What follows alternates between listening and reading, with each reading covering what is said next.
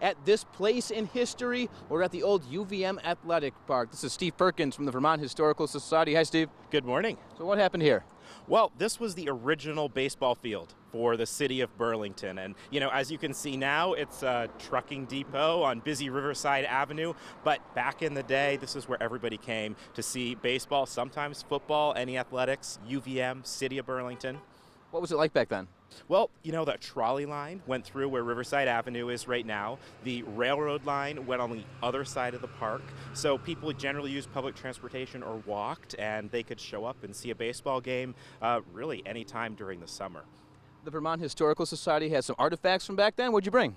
Well, we do. We have a lot of stuff in our collection. I did bring some cool baseball cards that we've created that talks about some of the players that played at this park. And these were players who played in Vermont and then in the major leagues. We've got Bert Abbey, played for UVM, and then we've got Arlington Pond. People may recognize these names, maybe not.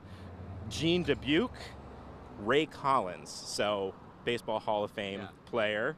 And Larry Gardner played for the Red Sox, played on 3 World Series teams, also grew up right here in Vermont, played on this field. And then Doc Hazelton. Doc Hazelton played on this field and then coached on this field and later worked for UVM. Burlington had a Negro League team that played for a while, but a really interesting thing happened here. William Clarence Matthews, who was a black player, played for the Burlington Northern League team, and the Northern League was professional baseball, and this was in 1905.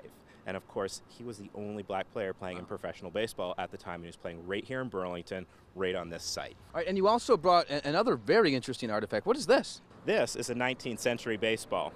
So this baseball was used in a Northern League game between the Mountaineers and the Rustics. And so the Mountaineers, coming out of Montpelier, Barry Montpelier, way back then, still today, was a professional baseball team. This particular baseball was used in 1876. So a little earlier, this park was built in 1887. But this is what a baseball looked like. And this is just an example of some of the pieces that we have in our collection at the Vermont Historical Society. When did UVM and baseball in general move from the athletic park to Centennial Field? Sure, Centennial Field was built in 1906. At that point, this park was abandoned, and they had beautiful, spacious digs at Centennial Field. That's on this place in history with the Vermont Historical Society.